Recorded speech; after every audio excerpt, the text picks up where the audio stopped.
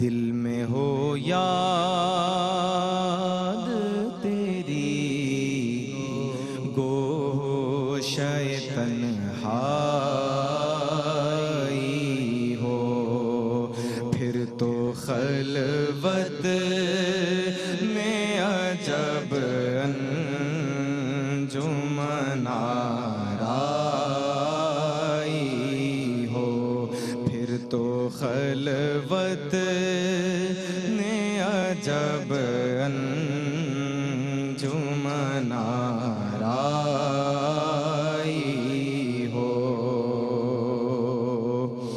آج جو عیب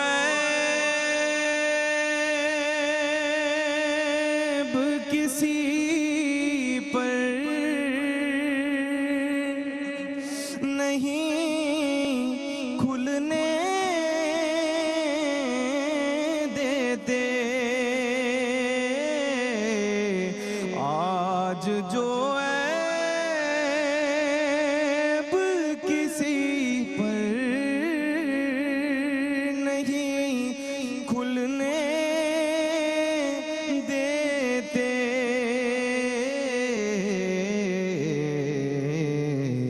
کب وہ چاہیں گے میری حشر میں رسوائی ہو، کب وہ چاہیں گے میری حشر میں رسوائی ہو۔ آستانے پہ تیرے سر ہو، اجل آئی ہو، آستانے پہ تیرے سر ہو، اجل آئی ہو، اور اے جان جہاں تو بھی تماشائی ہو، اور اے جان جہاں تو بھی تماشائی ہو۔ کبھی ایسا نہ ہوا ان کے کرم کے صدقے، میرے آقا آقا آقا، کبھی ایسا نہ ہوا ان کے کرم کے صدقے،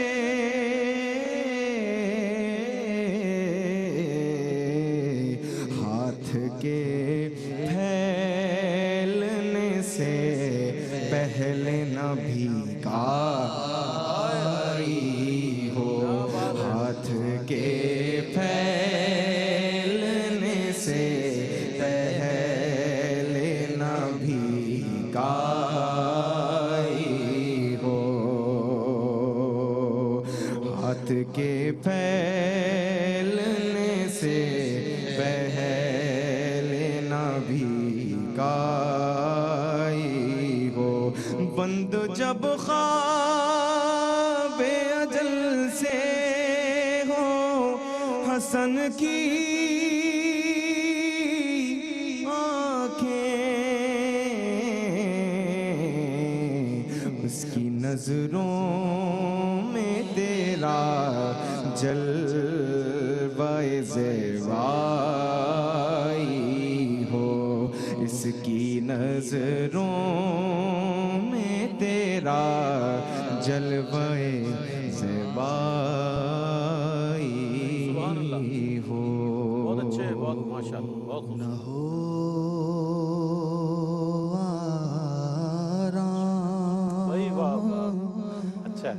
جس بیمار کو سارے زمانے سے اٹھا لے جائے تھوڑی خاک ان کے آستانے سے نہ کیوں ان کی طرف اللہ سو سو پیار سے دیکھے نہ کیوں ان کی طرف اللہ سو سو پیار سے دیکھے جو اپنی آنکھیں ملتے ہیں تمہارے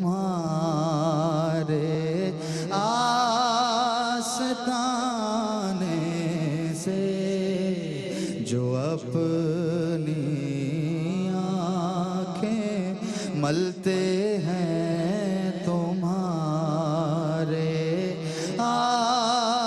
آستانے سے اور زمین تھوڑی سی دے دے بہر مدفن اپنے کوچے میں زمین تھوڑی سی دے دے بہر مدفن اپنے کوچے میں لگا دے میرے پیارے میری مٹی بھی ٹھکانے سے لگا دے میرے پیارے میری مٹی بھی ٹھکانے سے نہ پہنچے ان کے قدموں تک نہ کچھ حسن عمل ہی ہے حسن کیا پوچھتے ہو ہم گئے گزرے زمانے سے اٹھا لے جائے تھوڑی خاک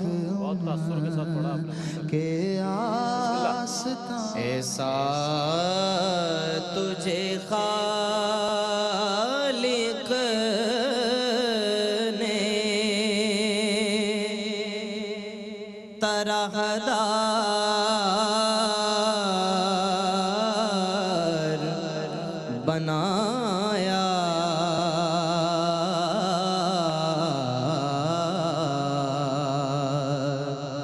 یوسف کو تیرا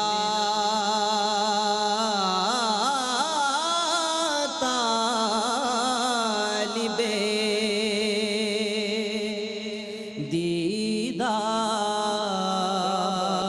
دیدار بنایا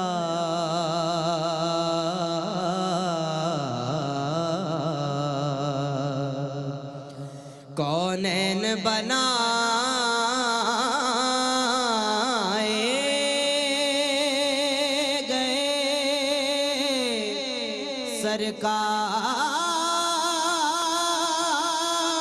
سرکار کی خاطر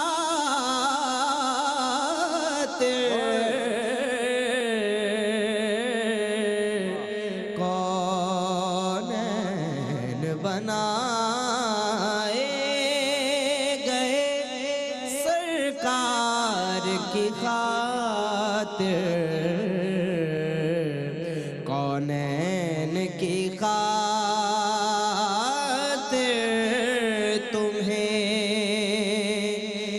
سرکار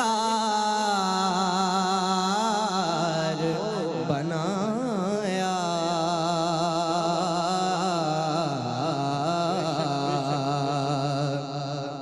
اور بے یار و مدد گار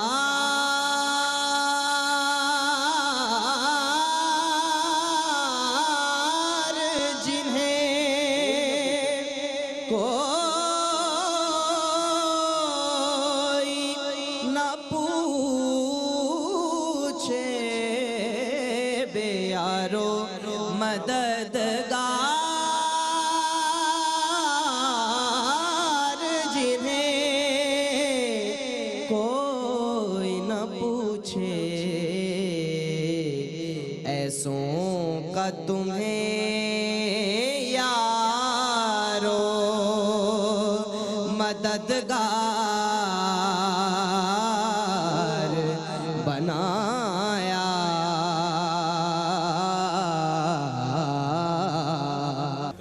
ناظرین آپ کا خیر مقدم ہے۔ نعت ہی نعت میں آج شہنشاہ سخن استاذ زمن حضرت مولانا حسن رضا خان صاحب بریلوی رحمۃ اللہ تعالیٰ علیہ کی خدمت میں ٹریبیوٹ پیش کیا گیا۔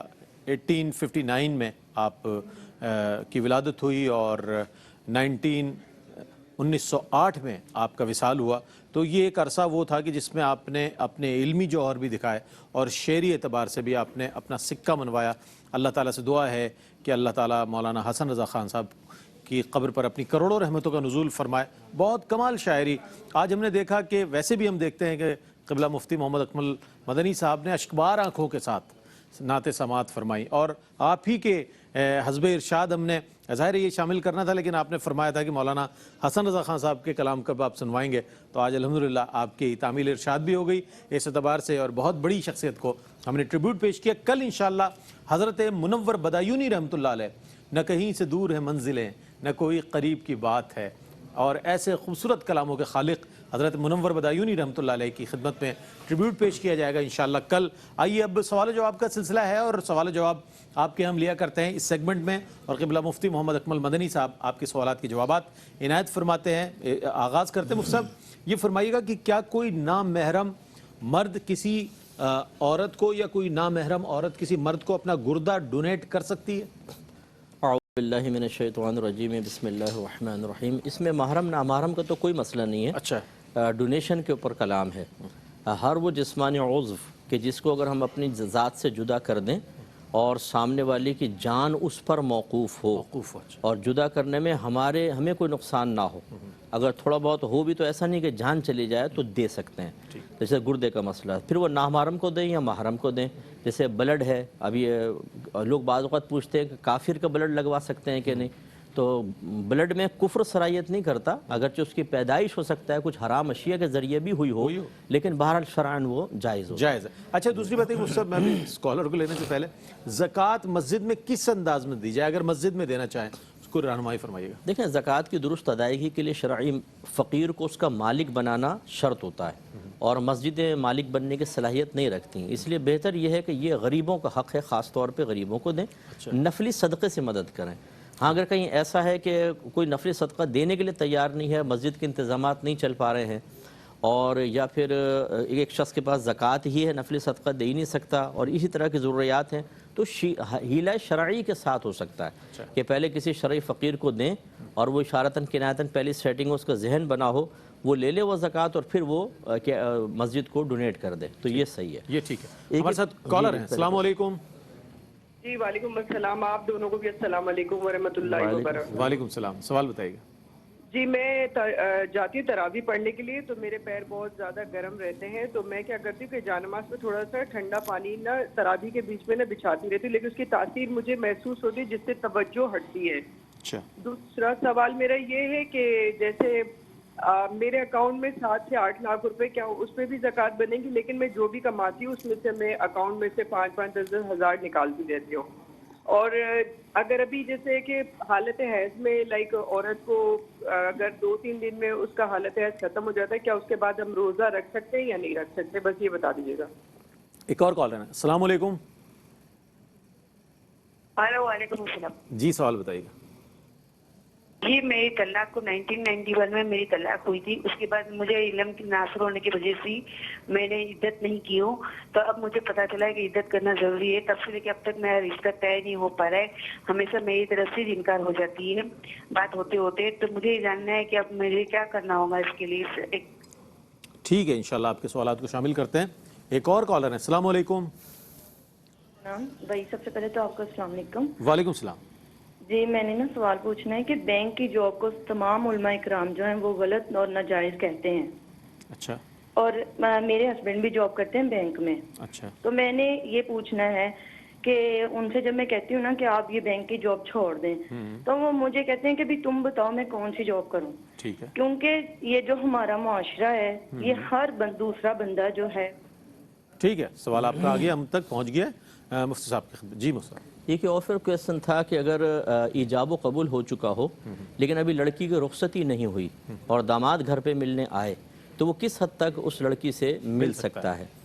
دیکھیں یہ وہ میاں بیوی ہیں، وہ ہر طرح کا تعلق قائم کر سکتے ہیں. یہ رخصتی پر موقوف نہیں ہوتا، یہ تو ایجاب و قبول پر موقوف ہے. ہاں یہ الگ بات ہے کہ بعض اوقات جب رخصتی نہیں ہوئی اگر وہ ملیں گے اور بچی پیگننٹ ہو جاتی ہے تو پھر یہ وسوسہ آ سکتا ہے یا لوگ باتیں کر سکتے ہیں کہ بھئی ابھی تو رخصتی بھی نہیں ہوئی تھی کیسے ہوا. تو وہ پھر اس کو ظاہر کر دیا جائے کہ بھئی داماد آیا اور یہ اس کو، لیکن روک نہیں سکتے ہیں داماد کو، اس کا شرعی حق بن جاتا ہے. ایسی ایک بہن نے پوچھا تھا کہ یہ جو کرونا وغیرہ کی وجہ سے بعض اوقات آکسیجن لگا دیتے ہیں حالت روزہ میں، تو وہ آکسیجن اندر جانے سے روزے پہ کیا فرق پڑے گا. تو دیکھیں کوئی فرق نہیں پڑے گا، ہم ویسے بھی سانس لیتے ہیں تو یہ آکسیجن بس یہ ہے کہ وہ ذرا ہلکی بہت ہوتی ہے کہ وہ ایزیلی چلی جاتی ہے پھیپڑوں کے اندر، ویسے ہمیں ذرا کھینچ کے لینی پڑتی ہے تو اس سے روزے پہ فرق نہیں پڑے گا. ہاں کوئی اس کے ساتھ دوا لکوڈ وغیرہ ہو تو پھر روزہ فاسد ہوگا. یہ بہن نے فرمایا کہ یہ پاؤں ان کے گرم رہتے ہیں تو مسلح پہ تھوڑا ٹھنڈا پانی ڈال لیتی ہیں تاکہ یکسوئی رہے، لیکن اب توجہ اس کی طرف بھی جا رہی ہے. تو کیا حکم شرع ہے؟ تو کوئی اس میں حرج نہیں ہے. توجہ تو اگر آپ اس طرف نہیں جائے گی کسی اور طرف ضرور جائے گی. کوئی ایسا نہیں ہے جو اتنی خوشی و خضوع سے نماز پڑھے کہ آنکھیں بند ہو تو مکے کعبۃ اللہ کے سامنے نماز ادا کر رہا ہو، کہیں نہ کہیں توجہ جاتی ہے. تو یہ بھی اسی طرح آپ چیزیں تصور کریں جیسے دیگر چیزوں کی طرف توجہ جائے تو آپ اپنے توجہ کو ہٹاتے ہیں، اسی طرح اس میں بھی کر لیں. انہوں نے کہا کہ 7-8 لاکھ روپے ہیں، میں وقتاً فوقتاً لیتی رہتی ہوں، اس پہ زکوٰۃ ہوگی کہ نہیں ہوگی. تو دیکھیں سال کا جب اینڈ ہو جاتا ہے، یعنی زکوٰۃ کے سال کا جب آخر آتا ہے، بیچ میں آپ نے کتنا لیا کتنا ڈالا وہ چھوڑ دیں، جو اس وقت موجود ہے اس کا 2.5% زکوٰۃ ہوگی اور بالکل 7-8 لاکھ پہ تو زکوٰۃ بنے گی.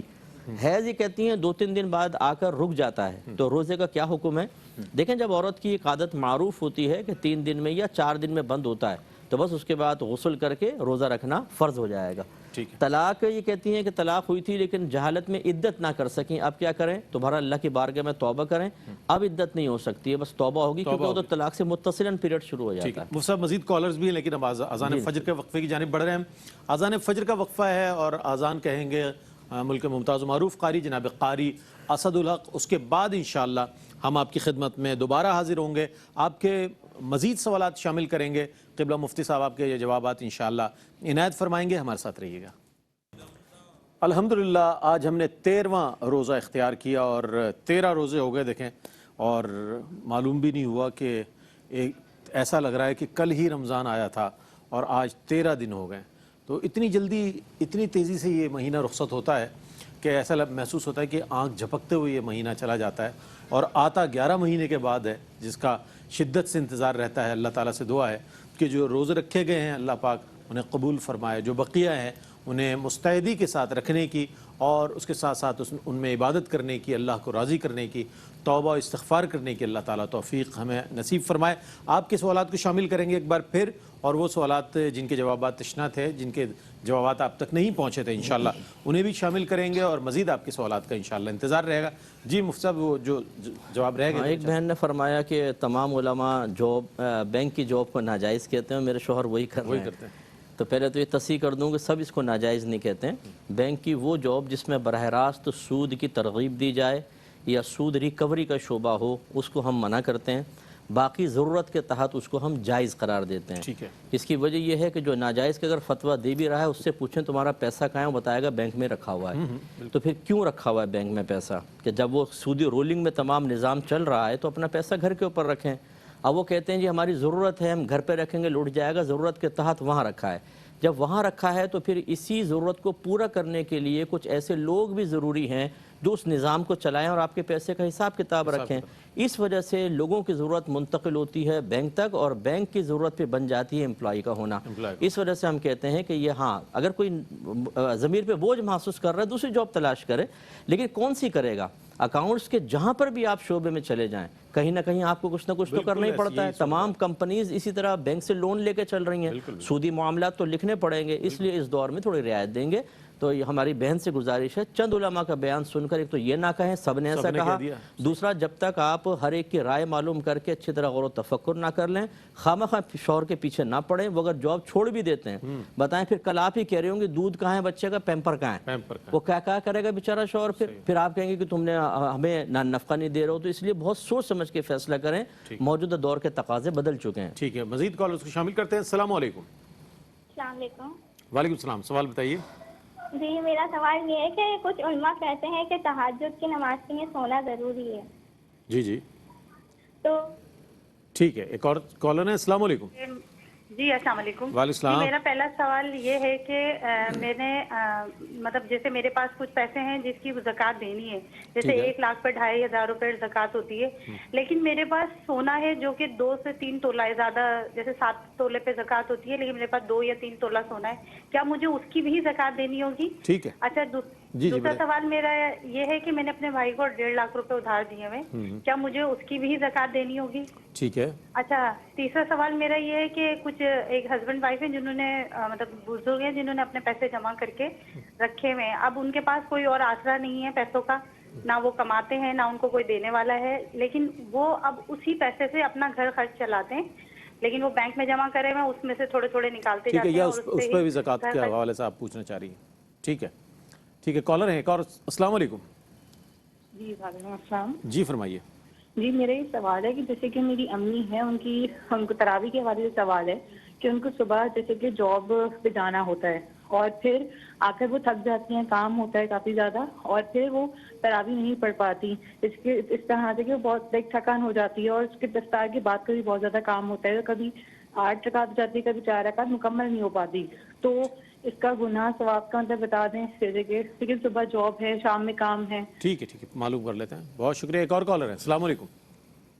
وعلیکم السلام. جی جناب میں سعودی عرب سے بات کر رہا ہوں. جی فرمائیے. میں یہاں سے ابھی چھٹی جاؤں گا 30ویں روزے کو. اچھا. وہاں پہ اگر اگلا روزہ ہوتا تو میں وہ روزہ تو نہیں رکھنا پڑے گا مجھے, لیکن اس کے بدلے میں یعنی کہ نفلی روزہ یا پہلے کوئی روزہ رہ گیا وہ رکھ سکتا ہوں کیا؟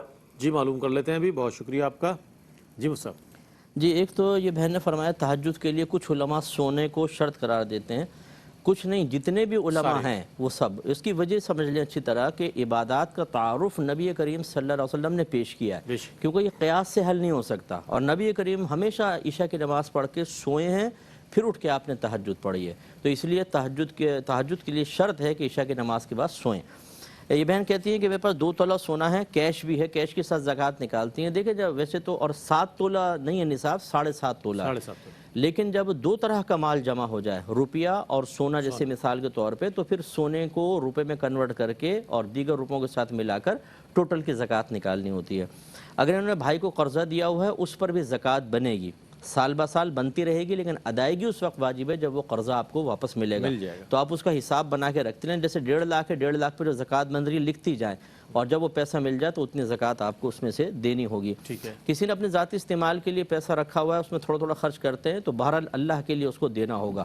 بھروسہ جمع شدہ پیسے پہ نہ رکھیں, اس رب پر رکھیں جس نے اس پیسے کو دیا اور جمع کی توفیق عطا فرمائے. دونوں مسائل حل ہو جائیں گے. اعتقاد مضبوط ہونا چاہیے. کہتی ہیں ہماری والدہ جاب کرتی ہیں, پھر آ کے تھک جاتی ہیں کام میں. پہلی بات تو یہ کہ آپ ساتھ کیوں نہیں دیتی, کیوں تھکتی ہیں اتنی والدہ, گھر کا کام آپ سنبھالیں, اگر وہ جاب کر رہی ہیں تو تھکنی ختم ہوگی. دوسری بات یہ ہے کہ تراویح کے لیے کھڑے ہو کر پڑھنا شرط نہیں ہے, وہ آرام سے نیچے بیٹھ کر پڑھ لیں, ٹھیک ہے نا, آدھا ثواب ہوگا لیکن ہوگا پوری تعداد پڑھیں.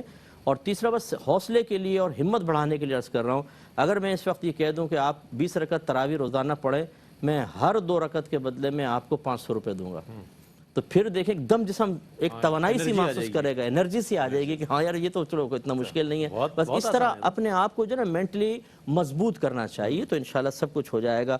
اور یہ کہتے ہیں کہ میں نے 3 روزے سعودی عرب میں رکھے ہیں, پاکستان میں جاؤں گا تو غالباً 1 زیادہ بنے گا کیونکہ وہاں, تو یہ آپ پاکستان آئیں گے تو کنٹینیوسلی رکھیں. اگر تو یہاں 29 ہوئے تو وہ ایک والا آپ کا مل کر پورے 30 کی تعداد ہو جائے گی. اور فرض کر لیں اگر 31 بن رہے ہوں تو آخری روزہ جو ہے وہ آپ کو پورے مثل روزہ دار کے گزارنا ہوگا, روزے کی نیت مت کیجیے گا اس میں. ٹھیک ہے, ٹھیک ہے. کالرز ہیں ہمارے ساتھ. السلام علیکم. وعلیکم السلام جناب. جی سر, میرا سوال یہ تھا کہ میرے پاس غلام ہے چھوٹا سا 28 گز کا نا, تو وہ میں نے یہ نیت کر کے لیا ہوا ہے کہ یہ آئندہ کبھی بیچوں گا اس کو میں. اچھا, تو مجھے یہ پوچھنا تھا حضرت سے کہ اس پہ زکوٰۃ واجب ہوگی میری؟ ٹھیک ہے جناب, بہت شکریہ آپ کا. ایک اور کالر ہے. السلام علیکم. السلام علیکم. وعلیکم السلام. میرا آپ سے یہ سوال ہے کہ عورت روزے رکھ سکتی ہے پورے گولیاں کھا کے؟ ٹھیک ہے, ٹھیک ہے, بہت شکریہ آپ کا. جی مصعب. جی دیکھیں, چونکہ یہ سیل کے لیے گودام لیا ہے, بیچنے کے لیے تو مال تجارت ہے, سال بہ سال اس کی کرنٹ ویلیو معلوم کرتے جائیں اور اس کے زکوٰۃ نکالنی ہوگی. دیکھیں اللہ تعالیٰ اس کے رسول حکمتیں بہتر سمجھتے ہیں, ٹھیک ہے نا. اللہ تعالیٰ نے عورتوں کے لیے حیض کے ایام رکھے ہیں, اس میں باڈی کا نظام بہت اچھے انداز سے چلتا ہے. اگر یہ نظام بگڑ جائے بعض اوقات عورت ماں نہیں بن پاتی, اتنی پیچیدگیاں پیدا ہوتی ہیں. عبادت کا جذبہ اپنے مقام پر, لیکن آپ عبادت کس کے لیے کر رہے ہیں؟ اللہ کے لیے, اور اللہ تعالیٰ نے حیض مقرر فرمایا. تو اس طرح یہ گولیاں وغیرہ کھا کے حیض روک کر اس شوق میں کہ ہم روزہ پورا کر لیں, اللہ تعالیٰ کی حکمتوں کو باطل کریں گی تو اس کے منفی اثرات مرتب ہوں گے, اور پھر ہو سکتا ہے معاذ اللہ اگلے سالوں میں روزے نہ رکھ پائیں آپ. اس لیے ایسا نہ کریں, جو اللہ نے رعایت دی اس سے فائدہ اٹھائیں. کالر ہے. السلام علیکم. وعلیکم السلام. سر میرا سوال یہ ہے کہ میں 4 سال سے بیوی سے میری ناچاقی ہے اور میں گھر سے باہر ہوں, لیکن بچوں کے ذریعے ہم ایک دوسرے سے رابطے میں ہیں, لیکن لوگ کہتے ہیں کہ جی طلاق ہو گئی, تو کیا صورت میں طلاق ہو جاتی ہے؟ اور ٹھیک ہے جناب. جی سر. جی 100 سال بھی ناراض رہیں, طلاق کا اس سے کوئی تعلق نہیں ہوتا. تو جس نے بھی کہا یہ غلط کہا, اور جس نے یہ کہا اس سے آئندہ مسئلہ مت پوچھیے گا, کیونکہ وہ وقت کا امام اعظم ابو حنیفہ بننے کی کوشش کر میں ٹھوکر کھا رہا ہے, تو یہ تباہ کر دے گا. تو ہاں, تو بالکل چاہے 10 سال ناراضگی رہے, نکاح پہ کوئی فرق نہیں پڑے گا, یہ طلاق سے یا خلا سے ہوتا ہے. ہاں اگر ایلا کر لیا جائے, ایلا کا مطلب ہے کہ آدمی قسم کھا لے کہ خدا یہ قسم 4 مہینے تک یا اس سے زیادہ میں زوجہ کے اس سے قربت نہیں کروں گا, تو حکم شرع کچھ اور ہوتا ہے. لیکن ویسے ناراض ہو کر یا راضی رہ کر, جیسے لوگ جاب پر جاتے ہیں کئی سال باہر رہتے ہیں, نکاح پہ کوئی فرق نہیں پڑے گا. کالر ہیں. السلام علیکم. السلام علیکم. جی وعلیکم السلام جناب. جی حضرت صاحب, قاضی صاحب مفتی صاحب کو سلام کرتا ہوں, مختار بول رہا ہوں لاس اینجلس سے. جناب. حضرت صاحب سوال یہ ہے, میں لاس اینجلس میں رہتا ہوں, ہمارے پاس روزہ بنا تھا جو مقامی مساجد نے اعلان کیا تھا 13 اپریل کو. اچھا. تو یہاں میں اعتکاف بیٹھنا چاہتا ہوں, لیکن اعتکاف کے لیے یہاں کوئی پراپر انتظامات نہیں ہے, تو میں دوسرے شہر میں جا کے اعتکاف کرنا چاہتا ہوں. وہاں 400 میل دور ہے یہاں سے, لیکن اس شہر میں وہاں کی مساجد نے روزہ 14 تاریخ کو شروع کیا تھا, ایک دن ہم سے بعد. اچھا. تو اب میرے لیے کیا صورت ہے, میں اگر وہاں جاتا ہوں تو جب ان کا 20واں شروع ہوگا, میرا اس دن 21واں ہو جائے گا, اور اگر ان کے 30 ہوتے ہیں تو میرا 31واں ہو جائے گا. اس میں کیا صورت ہے ابھی معلوم کرتے ہیں. بہت شکریہ آپ کو, بہت شکریہ. ایک اور کالر ہیں. السلام علیکم. وعلیکم السلام. جی فرمائیے. جی میرے 2 سوال ہیں. میں نا فجر کی نماز کے بعد نا اکثر سو جایا کرتی ہوں, اور دوسرا میرا یہ سوال ہے کہ میرے بھائیوں نے مجھے جہیز دیا ہوا تھا, وہ چوری کا جہیز تھا, تو مجھے پہلے پتا نہیں تھا, بعد میں مجھے پتا چلا ہے, تو ابھی پوچھنا یہ ہے کہ میں اس سامان کا کیا کروں. ٹھیک ہے, ٹھیک ہے, بہت شکریہ. جی مصعب. دیکھیں یہ اصول یاد رکھیں, ابھی جو بھائی نے سعودی عرب والا سوال کیا تھا وہ بھی اصول یاد رکھیں. جب آپ کسی اور کنٹری یا سٹی میں چلے جاتے ہیں نا, تو آپ کے شہر کا یا ملک کا حکم ختم, اب وہاں کے اعتبار سے سب کچھ ہوگا. ٹھیک ہے. تو اگر ان لوگوں نے 14 اپریل کو رکھا, جب آپ وہاں پہنچیں گے تو بس ان کے حساب سے اعتکاف کریں, آپ کا اعتکاف بالکل درست ہوگا. اور یہ بہن نے کہا شاید چوری کا سامان ان کو دیا بھائیوں نے.